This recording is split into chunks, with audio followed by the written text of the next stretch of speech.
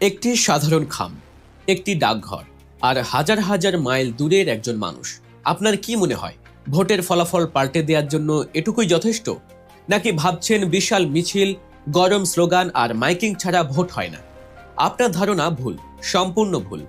আপনি হয়তো জানেনও না এবারের নির্বাচনে আপনার এলাকার এমপি কে হবেন তা হয়তো নির্ধারণ হয়ে গেছে হাজার মাইল দূরের কোনো এক প্রবাসে, অথবা কোনো এক অন্ধকার জেলখানার কুঠুরিতে। যাদের হাতে কোনো মাইক নেই, ব্যানার নেই, নেই কোনো নির্বাচনী ইস্তেহার, তারাই এবার কলকাঠি নাড়তে যাচ্ছে পুরো বাংলাদেশের রাজনীতির। কোনো হইচই নেই, একদম চুপচাপ, কিন্তু এই নিস্তব্ধতা আসলে ঝড়ের পূর্বাভাস। বাংলাদেশের নির্বাচনের ইতিহাসে এবার ঘটতে যাচ্ছে এমন এক ঘটনা যা আগে কখনো দেখা যায়নি। কাগজের ওই ছোট্ট টুকরোটি যা ডাকবক্সে ফেলা হচ্ছে, সেটি হতে পারে ক্ষমতা বদলের সবচেয়ে বড় হাতিয়ার।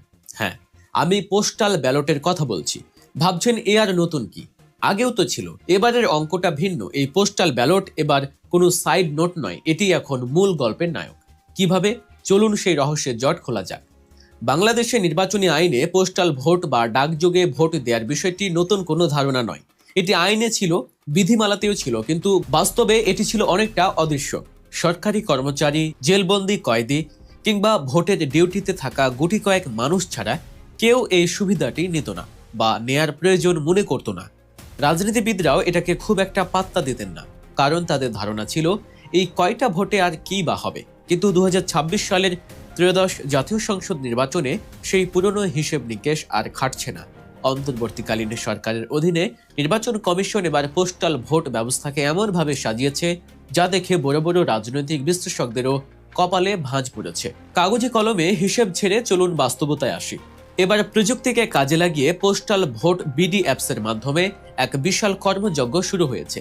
দেশে এবং বিদেশে সব মিলিয়ে প্রায় 15 লাখ ভোটার এই পোস্টাল ভোটের জন্য নিবন্ধন করেছেন। সংখ্যাটা শুনে হয়তো আপনারা মনে হতে পারে 15 লাখ, এ আর অ্যাবট কি? মোট ভোটারের মাত্র 1%। কিন্তু রাজনীতি দাবা খেলায় এই 1%ই যে কিং মেকার, সেটা বুঝতে হলে আপনাকে পেছনের দিকে তাকাতে হবে। বাংলাদেশের বিগত নির্বাচনগুলোর ফলাফলের দিকে তাকালে দেখবেন বহু আসনে জয় পরাজয়ের ব্যবধান ছিল মাত্র 2 থেকে 4 হাজার ভোট। 2008 সালের নির্বাচনের কথাই ধরুন, সেবার 30টিরও বেশি আসনে জয় পরাজয় নির্ধারিত হয়েছে 10,000-এরও কম ভোটের ব্যবধানে। সেখানে এবার এক একটি আসনে গড়ে 5 থেকে 10 হাজার, কোথাও কোথাও 16,000 পর্যন্ত পোস্টাল ভোট পড়েছে। অর্থাৎ মূল কেন্দ্রে আপনি হাজার হাজার ভোট পেয়ে এগিয়ে থাকলেও ডাকযোগে আসা ওই খামগুলো আপনার জয়ের হাসি কেড়ে নেওয়ার জন্য যথেষ্ট। এবারই প্রথম এত বড় পরিসরে প্রবাসী বাংলাদেশিরা ডাকযোগে তাদের ভোটাধিকার প্রয়োগ করছেন। নির্বাচন কমিশনের তথ্য মতে প্রায় 7,60,000 প্রবাসী ভোটার এই পোস্টাল ভোটের জন্য রেজিস্ট্রেশন করেছেন। ইতিমধ্যে 7,66,000-এরও বেশি ব্যালট পেপার বিভিন্ন দেশে পাঠানো হয়েছে। এর মধ্যে 5,18,000 ব্যালট ভোটাররা হাতে পেয়েছেন। ভাবুন তো দৃশ্যটা, শুধু সৌদি আরব কিংবা মালয়েশিয়ার কোনো এক শ্রমিক ক্যাম্প অথবা ইউরোপ আমেরিকার কোনো এক ব্যস্ত শহরে বসে একজন বাংলাদেশি তার পছন্দের মার্কায় সিল দিচ্ছেন। তার সামনে কোনো ক্যাডার নেই, নেই কোনো ভয়ভীতি। সম্পূর্ণ নিজের সিদ্ধান্তে তিনি ভোট দিচ্ছেন। 4,58,000 প্রবাসী ভোটার ইতিমধ্যে তাদের ভোট দেয়া সম্পূর্ণ করেছেন। আর এর মধ্যে 4,10,000 ব্যালট পেপার ওই সব দেশের ডাকবক্সে জমা পড়ে গেছে। এখন চলছে সেই ব্যালটগুলোর উল্টো যাত্রা, প্রবাস থেকে সোজা বাংলাদেশে। দর্শক, রাজনীতির এমন সব গভীর বিশ্লেষণ এবং অজানা সব তথ্য সবার আগে পেতে আমাদের চ্যানেল এখনই সাবস্ক্রাইব করে রাখুন। বেল আইকনটি চেপে দিন, এতে করে আমাদের পরবর্তী ভিডিও নোটিফিকেশন পৌঁছে যাবে আপনার কাছে। ইতিমধ্যে 1,44,000-এর বেশি ব্যালট দেশে এসে পৌঁছেছে। এই ব্যালটগুলো এখন আর কেবল কাগজ নয়, এগুলো এক একটি বারুদ। এগুলো এখন গণনার অপেক্ষায় সারিবদ্ধভাবে দাঁড়িয়ে আছে। নির্বাচন কমিশন এবং রাজনৈতিক দলগুলোর জন্য চিন্তার বিষয় হলো এই ভোটগুলো কোনো নির্দিষ্ট প্যাটার্ন মানবে না, কারণ এই ভোটাররা সরাসরি প্রার্থীদের প্রচারণার আওতার বাইরে, তাদের প্রভাবিত করা কঠিন। তাই এই ভোটগুলো কোন দিকে যাবে তা আগে থেকে অনুমান করা অসম্ভব। শুধু প্রবাসীরাই নয়, দেশের ভেতরেও পোস্টাল ভোটের চিত্রটা এবার চমকপ্রদ। দেশের অভ্যন্তরে প্রায় 7,60,000 ভোটার এই পদ্ধতিতে ভোট দেওয়ার জন্য নিবন্ধিত হয়েছেন। এরা কারা? এরা হলেন সরকারি কর্মকর্তা কর্মচারী যারা নির্বাচনের দিন ডিউটিতে থাকবেন, আছেন পুলিশ, আনসার, বিজিবি সহ আইন শৃঙ্খলা বাহিনীর সদস্যরা, আছেন কারাবন্দী হাজার হাজার মানুষ, এমনকি রাষ্ট্রের সর্বোচ্চ ব্যক্তি মহামান্য রাষ্ট্রপতিও এবার পোস্টাল ব্যালটে ভোট দেবেন। শনিবার সকাল পর্যন্ত 5 লাখের বেশি ব্যালট এদের কাছে পাঠানো হয়েছে। বিশেষ করে সেনানিবাস, সরকারি কোয়ার্টার এবং প্রশাসনিক এলাকা সংলগ্ন আসনগুলোতে এই ভোটগুলো নীরব বিপ্লব ঘটাতে পারে। একটা পরিসংখ্যান দিই, তাহলে বিষয়টি আরও পরিষ্কার হবে।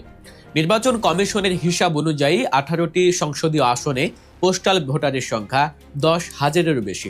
ফেনী 3 আসনের কথা ভাবুন, সেখানে পোস্টাল ভোটারের সংখ্যা 16,000-এরও বেশি। এখন ওই আসনে মূল ভোটের লড়াইয়ে যদি কোনো প্রার্থী 5,000 ভোটে এগিয়ে থাকেন, তিনি কি নিশ্চিন্তে ঘুমাতে পারবেন? পারবেন না, কারণ ওই 16,000 পোস্টাল ভোট গণনার সময় পাশার দান সম্পূর্ণ উল্টে যেতে পারে। সাবেক অতিরিক্ত সচিব জেসমিন টুলি যেমনটি বলছেন, কোনো আসনে যদি 10,000 পোস্টাল ভোটের 70 থেকে 80% এক বাক্সে পড়ে, তবে ফলাফল বদলে যাওয়াটা কেবল সময়ের ব্যাপার। কিন্তু এবারে নির্বাচনে পোস্টাল ভোটের গুরুত্ব কেবল এমপি নির্বাচনে সীমাবদ্ধ নয়, এর সঙ্গে যুক্ত হয়েছে আরও একটি বড় গেম, গণভোট।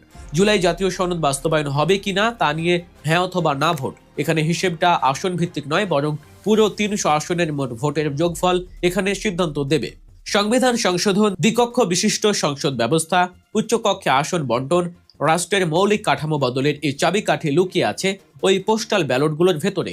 অর্থাৎ যারা বিদেশে বসে বা জেলের ভেতরে বসে ভোট দিচ্ছেন, তারা সরাসরি সংবিধান পরিবর্তনের প্রক্রিয়ায় অংশ নিচ্ছেন। তাদের দেয়া প্রতিটি হ্যাঁ বা না ভোট নির্ধারিত করবে আগামীর বাংলাদেশের শাসন ব্যবস্থা কেমন হবে। তবে মুদ্রার উল্টো পিঠও আছে। এত বড় আয়োজন, এত প্রযুক্তি, তবুও শঙ্কা কাটছে না। সম্ভাবনা আর শঙ্কার দোলা চলে দুলছে পোস্টাল ভোট। বিতর্কও পিছু ছাড়ছে না। অভিযোগ উঠেছে, প্রার্থিতা চূড়ান্ত হওয়ার আগেই নাকি কিছু ব্যালট পাঠানো হয়েছে। সামাজিক যোগাযোগ মাধ্যমে ছড়িয়ে পড়ে কিছু ভিডিওতে দেখা যাচ্ছে কিছু রাজনৈতিক নেতার হাতে বস্তা ভর্তি ব্যালট। যদিও এসব ভিডিওর সত্যতা যাচাই করা কঠিন, কিন্তু এটি মানুষের মনে সন্দেহের দানা বাঁধতে যথেষ্ট। তাছাড়া আন্তর্জাতিক পরিসংখ্যানও খুব একটা আশার আলো দেখায় না। বিশ্বজুড়ে পোস্টাল ব্যালট নষ্ট হওয়ার গড় হার প্রায় 24%, অর্থাৎ প্রতি 4টি ব্যালটের একটি গন্তব্যে পৌঁছায় না বা বাতিল হয়ে যায়। বাংলাদেশেও কি এমনটি ঘটবে? নিয়ম অনুযায়ী ভোটের দিন বিকেল 4:30টার মধ্যে ব্যালট পেপার রিটার্নিং কর্মকর্তার কাছে পৌঁছাতে হবে। ডাক বিভাগের দীর্ঘসূত্রিতা বা লজিস্টিক সমস্যার কারণে যদি হাজার হাজার ব্যালট সময় মতো না পৌঁছায়, তবে সেই ভোটগুলো গণনায় আসবে না। তখন এই বিপুল সংখ্যক ভোটারের ভোটাধিকার কি মূল্যহীন হয়ে যাবে না? সংস্কার কমিশনের প্রধান বদিউল আলম মজুমদার বর্তমান ব্যবস্থাকে ব্ল্যাক বক্স বা কালো বাক্সের সাথে তুলনা করেছেন। অর্থাৎ অ্যাপের মাধ্যমে নিবন্ধন থেকে শুরু করে ব্যালট ট্র্যাকিং সবকিছু ডিজিটাল হলেও মাঝখানের কিছু প্রক্রিয়া এখনো অস্পষ্ট। এই অস্পষ্টতাই সন্দেহের জন্ম দিচ্ছে। তবুও সব সংখ্যা ছাপিয়ে একটি সত্য দিবালোকের মতো পরিষ্কার, বাংলাদেশের নির্বাচনী সংস্কৃতিতে এক বিশাল পরিবর্তন এসেছে। এতদিন আমরা রাজপথের মিছিল আর কেন্দ্রের দখলবাজি দেখেছি, এবার আমরা দেখছি ডাকবাক্সের শক্তি। প্রযুক্তির কল্যাণে ভোট দেওয়ার প্রক্রিয়াটি অনেক বেশি আধুনিক হয়েছে। ডেটা আপডেট, ব্যালট ট্র্যাকিং সবকিছুই আগের চেয়ে উন্নত। কিন্তু প্রযুক্তির এই উন্নত কি রাজনীতির মাঠে স্বচ্ছতা আনতে পারবে? এই পোস্টাল ভোট চুপচাপ এসেছে, অনেকটা নিভৃতচারী ঘাতকের মতো।